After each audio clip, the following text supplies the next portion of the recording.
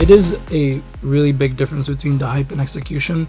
Retrieval augmented generation, a game changer for a lot of the industries. Insurance being one because claim examination and fraud detection is a really big bottleneck. The next step is the agentic AI, where it's able to complete tasks for you. The first billion-dollar company under 10 employees will be formed because entire departments will have 10x of their output.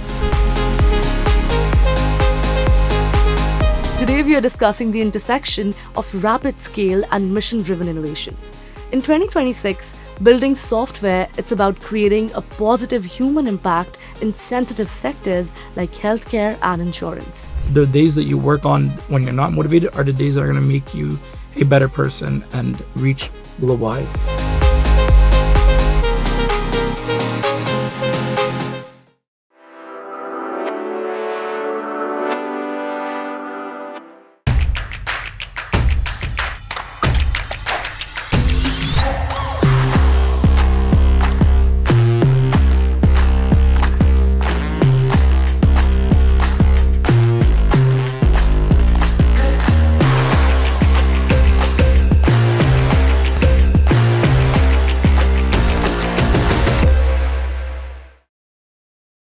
Hello everyone, this is Kripa Anand and welcome to the CanadianSME Small Business Podcast. Today we are discussing the intersection of rapid scale and mission-driven innovation. In 2026, building software isn't just about a code. It's about creating a positive human impact in sensitive sectors like healthcare and insurance. Joining us today is Haider Sarmad, Chief Executive Director of 247 Labs. A software engineering honors graduate and a Business Person of the Year nominee, Haider has led 247 Labs to over 25 industry awards while serving global giants like Motorola, Loblaws, and P&G. He is a recognized AI expert who balances global expansion with a steadfast commitment to ethical, faith-rooted innovation.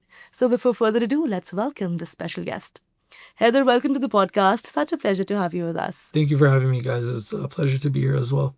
Now, Haider, AI is everywhere right now, but there's still a gap between hype and real execution, right? So let's start the conversation from your experience. How are enterprises actually leveraging AI today in a practical outcome? And where are you seeing the most measurable impact? Yes, exactly. So it is a really big difference between the hype and execution. There is data that shows that only 6% of enterprises are using artificial intelligence. What I've seen most for artificial intelligence, the technology being used is in RAG models. RAG models means retrieval augmented generation. Think of it as your documents being stored somewhere that you're being able to search quickly through all the documentation. Examples like this would be in a very famous consultation firm in Canada. They're using it for their risk analysis tools. They have over 30,000 documentations that are fed into the artificial intelligence. So it scans through it and makes decisions based on if their employees are able to download a software or not, for example. One of the major universities in Canada as well, and in Toronto, are using it for quantum chemistry, where they're being able to bind atoms together, basically, and seeing the outcomes of it. A lot of it is using for retrieval augmented generation and search, I would say. Wow, I think that's a real shift. Moving beyond experimentation to, tangible outcomes is where AI is driving efficiency, reducing costs, and also improving the decision-making process at scale.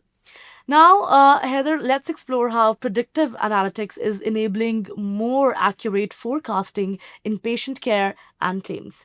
So, I'd love to understand from your perspective, how does predictive analytics personalized care blend into 247 Labs, overall journey? Yeah, I would say that predictive analytics is completely a game changer for a lot of the industries. Insurance being one because claim examination and fraud detection is a really big one. What happens in insurance a lot of times is the biggest bottleneck is fraud detection. Yeah. So AI is able to in real time see what the claims are, compare it to people's profiles as well, and through flagging and real-time data, we're able to detect if for example, somebody claims for a headache, but they were just on vacation, and they cannot submit that claim because it's against their claim. How we're able to detect that immediately and reduce the costs for insurers. Healthcare is one of the biggest ones that's being impacted as well. Um, for example, in one of the clients that we work with, Janus Health, they have a RAG model which able to detect headaches, I would say. Okay. So they come in, they give all the symptoms for headaches, and this is for rare cases of headaches. They give it a combination, and it's not just hydration or sleep or lighting, and something that goes beyond factors. It is able to understand the patient's history and give you an examination of a headache. This is replacing 20, 30 years worth of knowledge from these industry experts, whether it's insurance and healthcare. So that's where the future is heading, I would say. Wow, I think this is going to be a game changer definitely for the entire industry. And, that ability to anticipate outcomes before they happen is where predictive analytics delivers real value. For a layman, it means magic. Now, moving ahead, let's look at how AI is evolving into agentic systems capable of handling complex tasks autonomously. Now, let's do a little time travel, Heather. If I were to give you a time machine right now and say we were to travel 5 or 10 years into the future, how exactly would you envision 247 labs growing? Beautiful. First, I would take a look at where the companies are heading. There's a very interesting podcast with Elon Musk where he says they're going to be using a lot of the power from space. They're beginning sending spacecrafts every hour for the next year, which equates around 10,000 to generate power. This is for the nodes that are in the models, right? Because right now the biggest models are 10 trillion by Claude's. It's called Mythos. Okay. So this software basically is able to detect real world problems. It founds vulnerability in Linux code from over 30 years. So we'd position ourselves knowing this and how we could support companies in terms of healthcare, in terms of power, building products that I would say reduce time constraints, things that are tedious. One of the biggest tools that we built was in sales, where you're able to scrape the web and predict through other competitors if people are searching through them or searching through products that they are interested in buying intent, right? So we would position ourselves prior to the explosion, knowing what we know now and making sure that we catch the wave, essentially. Wow, you've painted quite a picture there. The future definitely looks very promising. Now, Heather, we talked about the future. We are in 2026 right now. Let's talk about what will happen in 2027. So, right now, majority of the people who are listening to you, maybe anything and everything that we're talking about right now is also a part of the trends that is going on. So from your perspective, I'm sure you've observed a lot of trends that are going around, right? Specifically around AI, which AI trends will transform industries by 2027? And what do you suggest? How should businesses, prepare for it in advance? Beautiful. I would say data is key, especially structured data. Structured data is whether it's files or Excels, PowerPoints, whatever it is, that they have proper meta tags and metadata. Data is like gold in terms of artificial intelligence. The next steps, before it was ChatGPT, which is a conversational AI, and then came a few like RAG models, which is understanding the businesses.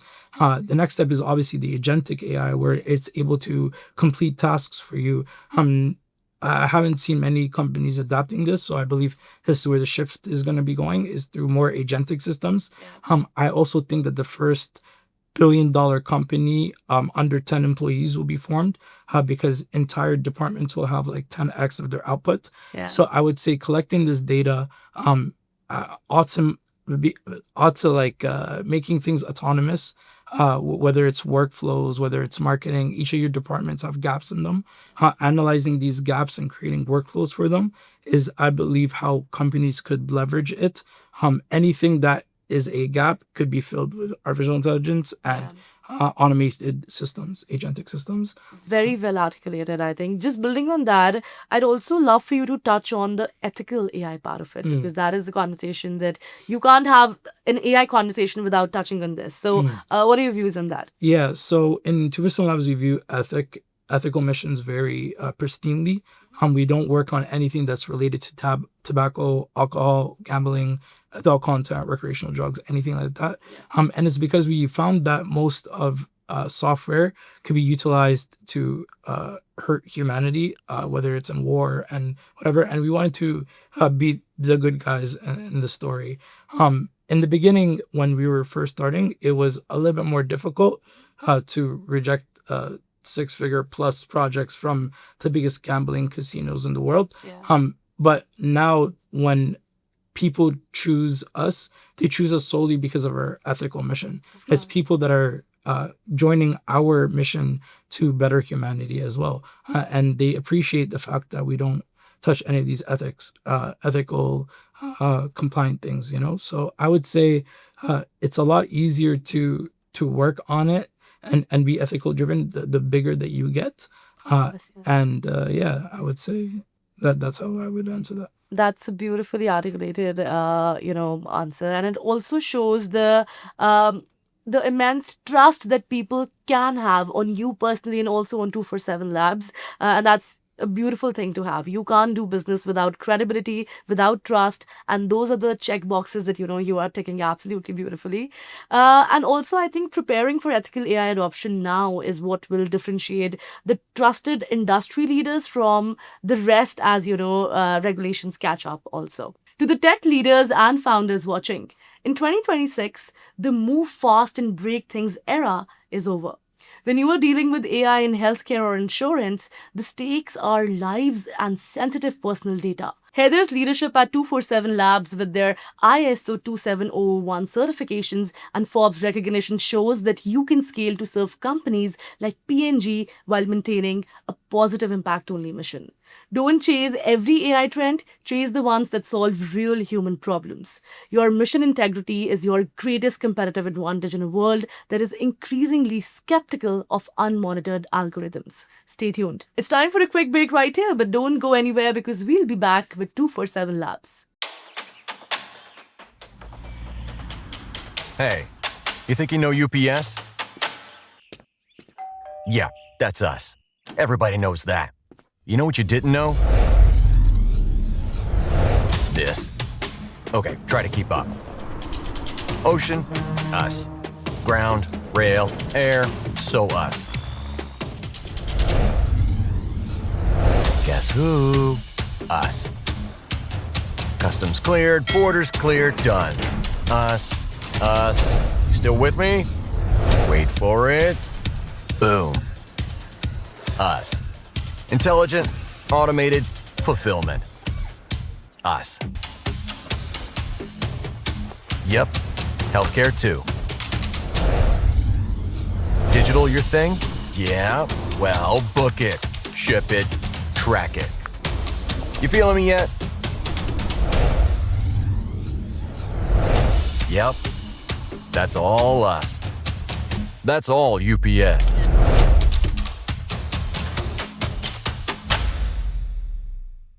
Welcome back to the Canadian SME Small Business Podcast. Let's jump right back into the conversation with Haider. Let's explore how rapid global expansion has been driven by building trust with enterprise and government clients. Firstly, if we talk about strategies, what's your goal for the best strategy that you'd want to implement in your tenure in this company? And also, what strategies helped 247 Labs till now to scale into a global enterprise that it is today? I would say one, digital presence is a really big thing. When I look at like physical brick and mortars, I don't think they're gonna last very long because of online shopping has rapidly increased by like 3,000% over the last 5 years, I would say. So our digital presence is something that we're working on very heavily. Being available, whether it's in IEOs, whether it's in SEOs, whether anytime you look up anything artificial intelligence related, how you'd want to be there. We were actually working on this way prior to ChatGPT's release, which kind of put AI on the map. We built our own artificial intelligence chatbots, and we positioned ourselves before the AI boom to be industry leaders in this, taking on AI and machine learning projects prior to it. So understanding the gaps in the market, understanding the gaps in your company, and really going towards more the future, rather than just being a part of it as it's unfolding, I would say is the number one thing that 2% Labs is striving on is full dominance of digital presence. Every time you look up AI, we want to be beside that phrase. Wow, I think transitioning from local projects to serving global giants like Motorola, it requires an incredible level of operational maturity and architectural discipline. So, again, kudos to you guys for achieving that. When we talk about a company, the first thing that comes in our mind is the company culture, right? So I'd love for you to give our audience an insight about what does the company culture look like in 247 Labs, and also advise on how can other companies scale rapidly while preserving their own culture and long-term mission. Yeah, beautiful. I believe that the number one thing is all the policies and regulations are in place in most companies. Yeah. Don't allow companies to adopt technology and grow effectively. Meaning in 2% Labs, we're allowed to use any tool that may add value to innovate, to speed up the processes. When you're talking about scaling, the number one factor in scaling is speed. And now that we have this tool that 10x is our speed and our output, we are fully immersed in utilizing it. So I would say for companies out there that would like to scale, I would say to lower your barriers in policies, lower a little bit of the CISO aspects of it, which is Chief Information Security Officers, need to lower a little bit of the risk analysis. If you give the tools to the right talent, all you have to do is stay out the way and you will see speeds reached of innovation that you've never seen before. If you don't fully emerge in artificial intelligence, I would say you're going to fall behind and it'll be a little too late to do so. To catch up, basically. No, definitely. I think ensuring that your team stays rooted in a positive human impact philosophy. It's not just a philosophy, but it's something beautiful when you actually apply it to your business. And it also prevents the cultural drift that often kills teams without anyone even getting to know about it. Haider, while we come to the last segment of this podcast, I'd love for you to dive a little deeper into how did you get to doing what you're doing today? Is this something that you've always imagined as a kid, or did you stumble upon this in your life? Yeah, interesting question. I was always in love with business when I was very young. And then my father spoke to me. He's like, in business, you have to sell something. What are you going to sell? A business is just a term. He said, he did a very early prediction, and we're talking about like in 2008, where he said technology is going to be the number one paying factor. Back then it was surgeons and doctors. In Canada, the salary, the profession that makes the most amount of salary is a software engineer in Canada, on average. So I started off with the idea of business. I got into software. I started developing. I realized that I didn't really like development as much as I liked thinking and strategizing and the numbers of business. And then we started off with sales. Kind of Azwar Khalid, which is the CEO of 2% Labs, gave me a chance in sales. We started doing extremely well.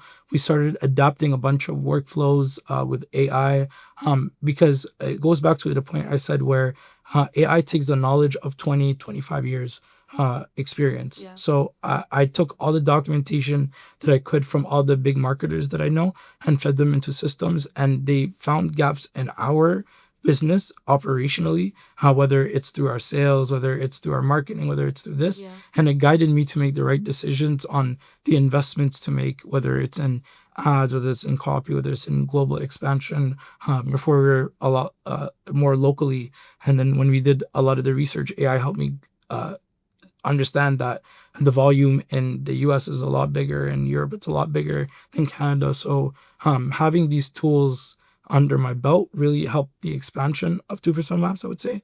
And that's how I kind of got started with it. Wow, that's a very interesting story. But of course, you had interest as a kid in entrepreneurship, Yeah. right? Business is in your blood, right? Or you're Yeah. born with it. And it clearly shows how passionate you are as well, On that note, I'd love for you to, dive deep into your mind and think about something that I'll ask you. In this day and age, every skill can be learned using tech, using AI, right? Some things that cannot be learned are the soft skills. So, for a company, a person, a business, anyone to get successful in life, what do you think are the most important soft skills that an individual should have in today's day? I would say communication is key. Being able to organize your thoughts and expressing them is a really big soft skill. Attentive listening.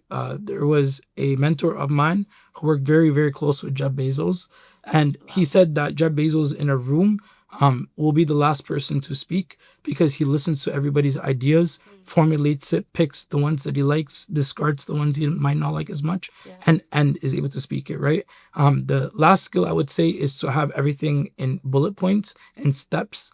We follow these methods in tourism labs called the Lean Methodology Theorem by Eric Ries, which is essentially just doing things step by step and crossing out a signal, which is an important thing to do in a day before moving on to the next step. Sticking things off. Yeah. Because you get overwhelmed. So even when my CEO speaks, he speaks in bullet points. Like, number one, we do this. Number two, number three, number four.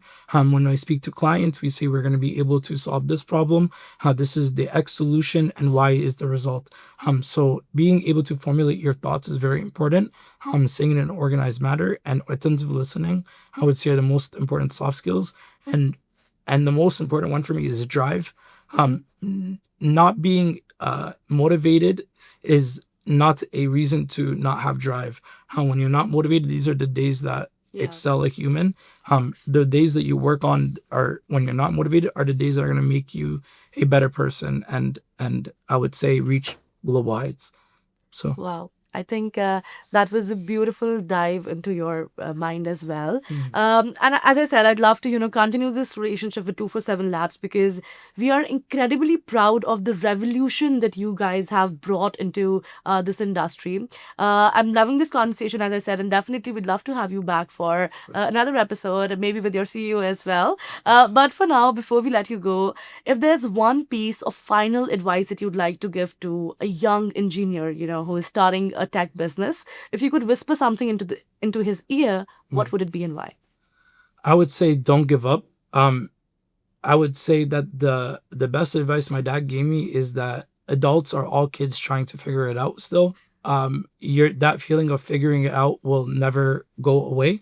To go in head first into technology, whether it's artificial intelligence, whether it's learning how to use Claude or N8N for workflows or make.com, these are all simple things. It is difficult, but once you get past the learning curve, the end of the tunnel looks a lot brighter than the beginning of the tunnel, I would say. And just essentially don't give up. Learn as much as you can and really put your heart and soul into your work. None of this would have happened for me if the passion wasn't there and the motivation and drive. There was a lot worse days than there was good days, and the bad days are the ones that ultimately shape you as a human being. So I would say don't give up and focus on the dream. Wow. Yeah. That is indeed a great reminder to me personally as well that, technical skill must always be paired with a clear purpose. So thank you so much for joining us, Haider. It's such a pleasure having you on the show. Thank you so much for sharing your insights. Thank you for having me. I'll definitely be back. Of course. All right, that was Haider Sarmad from 247 Labs, a masterclass on how to lead a global software firm with ethical innovation, scaling with purpose, and preparing for the agentic AI future of 2027. To all the listeners, thank you so much for tuning in to the Canadian SME Small Business Podcast. Be sure to subscribe and visit CanadianSME.ca for more such resources. To learn more about how we are supporting the ecosystem, please visit the Canadian SME Small Business Foundation at smbfoundation.ca. A special thank you to our partners, UPS and ADP, our HR partner, for their ongoing commitment to empowering SMBs across Canada. I'll see you guys in the next episode. Kripa Anand signing off.